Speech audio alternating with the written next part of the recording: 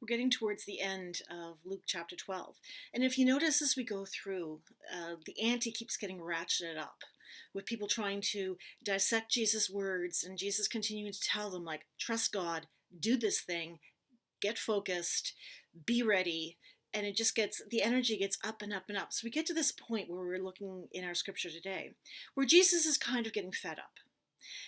Oftentimes, especially if we're working with children or teenagers, people in my position or educators who want to continue to present a loving Jesus, an understanding Jesus. But that's not the only Jesus we meet in the scriptures. And today we recognize, we encounter a frustrated, exasperated Jesus. So the first thing we see is that Jesus has two different parts to this scripture. One is talking to his closest friends and disciples. The other is talking to the crowds. And he gives them very different messages, although they're somewhat connected. They're quite stridently different. Now, remember, anytime we're looking at a reading in the gospel, we have to keep three time periods in tension all the time. One is us as hearers, what our society is, what our culture is, what our context is, because that's going to influence how we hear things. The second is, when did Luke write?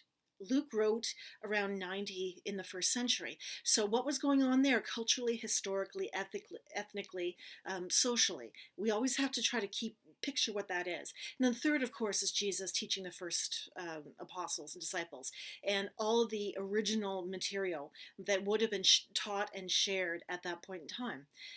Most scholars kind of agree that the scripture we're looking at today is probably more about Luke's time period, around 90, than us. Well, of course, they couldn't predict us, or the original experience of those who would have heard Jesus' words. Now, it's still Jesus' teaching, but it has been passed along and is dealing with the situation that the Lucan community was dealing with. And so what was going on looked like a lot of divide and division and anger was going on in the community. So we have Jesus talking with his disciples saying, I didn't come to bring peace, I came to bring fire. Now, that doesn't quite track with how we like to see Jesus. But if you really think about it, there's times in the gospel where Jesus is an ass. There's times in the gospel where he's really thoughtless with his words. There are times in the gospels where he is really angry and strident. There are times in the gospels, I mean, he picks up a whip, for heaven's sakes. He gets so angry he wants to toss and throw things. So we have the full humanity of Jesus in the Gospels. We don't just get the loving, kind, caring one all the time. And that's kind of exciting because that reminds us that Jesus was just like us with all of our emotions. So this week, it's the frustrated Jesus that we're getting. And he turns to his closest followers and he says, I bring fire, I bring divide. It's going to be a situation where I'm stressed until my message, what I'm teaching you has been realized. So it's not that Jesus is predicting anything in here. And that's one of the things that a lot of preachers get mixed up. Jesus is not predicting anything in here. Jesus is just commenting, and through Luke, commenting on the state of society at that moment. Jesus says, I come to bring fire and divide. When a household of 5 people, there'll be 3 against 2 and 2 against 3. Mother-in-laws against daughter-in-laws, fathers against sons, mothers against daughters. Now, interesting, just as an aside, the sons-in-laws would never have been with the fathers-in-laws because this is a patriarchal society. So when a son married, he brought his wife. So the mother and daughter combination would be a premarital home, and the mother-in-law daughter-in-law combination would be their adult post-married home. So Jesus is saying the households are going to be divided. Now, this is not a prediction. This is just an observation of what is going on in the first century. The message of Jesus was divisive. And it doesn't take you too many times to even look at our modern world to see sometimes the message is still divisive. And the reason it's divisive is because people do not want to change. We really don't. We are all told a rather boring, unimaginative, obedient, narrow species. We have great visionaries and great artists and great creators, but all in all, if you scratch the surface just a little bit, humans like their comfort, they don't like change, and they don't really respond until the situation impacts them personally. And this is what was going on in the Lucan community.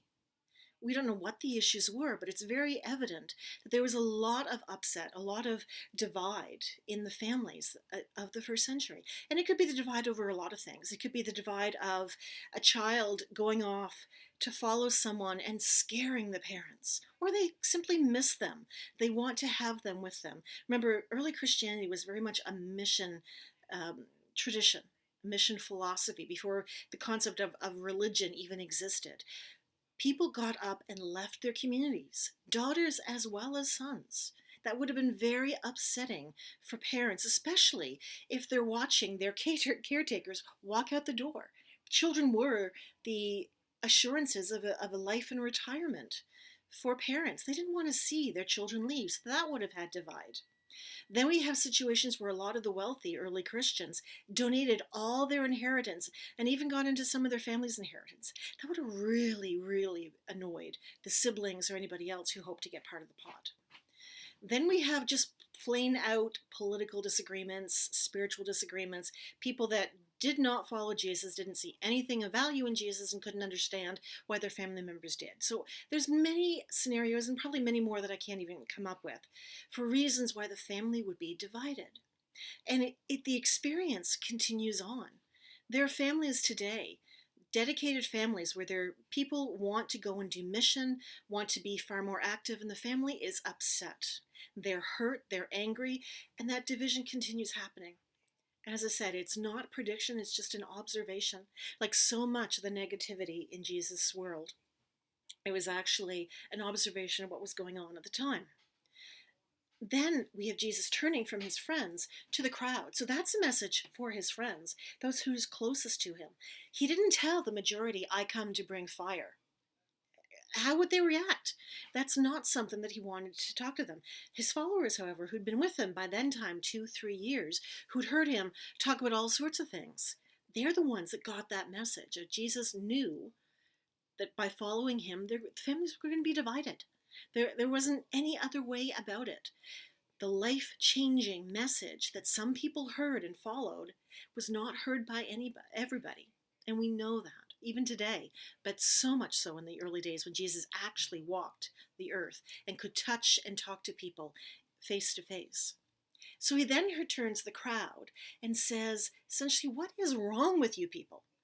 You can look at the sky and you can see clouds and you can predict rain. You can see where the wind is coming. If it's coming from the south, which would have been the Sahara Desert in Egypt, you can tell it's coming in and it's going to be dry. You figure all this stuff out just by looking at the land. Why are you not looking at the world around you and seeing what is happening and trying to do something about it? Now that's where it gets really dicey for Jesus' followers because, again, people want to be comfortable. They do not want to change. Even if we have a spiral going down, at least everyone's going down together. The spiral going up is so hard to get onto and buy into, but that's essentially what Jesus is asking them. Why are you always going for the negative, for the worst options, when you could possibly choose the best options for everybody? I mean, that really is a question we can ask in the 21st century too. Environmentally, we know what we have to do, but we still don't do it. Politicians don't do it. Health and wellness wise, we know what we need to do, but we don't put the resources out there and we don't help people. We let them wallow and fall. Society, education, health, all these areas where we've had so many brilliant minds spell it out. Even Jesus spelled it out, and we turn our blind eye. Even those of us who can articulate what the issue is, maybe even have our own frustrations, look around society and say, why are you not getting this? It is as plain as the wind coming in from the west is picking up. We know we're going to get a storm. In frustration, Jesus talks to these people. He does not tell them he's bringing divide because they can't hear it. He tells them, look around. Get actively involved in the world around you. Do not keep putting blinders on. It's a message of frustration just as much as the more private message to his followers. Jesus gave us a teaching, and we're not doing it. Even those who try to do it get frustrated and walk away. We can't help it because not enough people are buying in.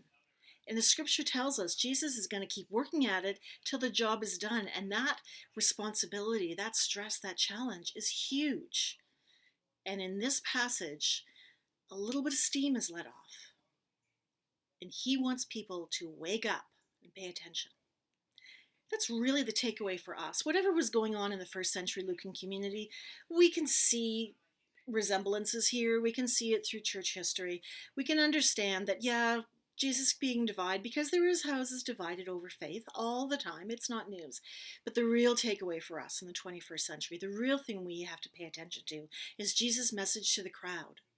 Why are we not paying attention? Why are we not doing the obvious to make it better? Why are we not voting better? Why are we not putting our tax money where we want to? Why are we sitting back by huge defense contracts get put out there? Why are we sitting back when highways that no one wants are being used, yet healthcare and education are starving? Why is it that when women are in a job, it's devalued? When men get in the job, it's elevated? Why are we still allowing children and seniors, the people who don't pay taxes, to have no voice in the public conversation that affects them too? And so we expect them to live with fewer resources.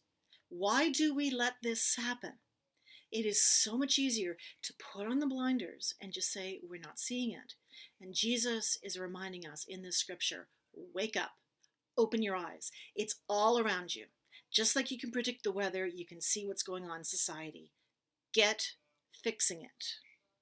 That's our takeaway for today.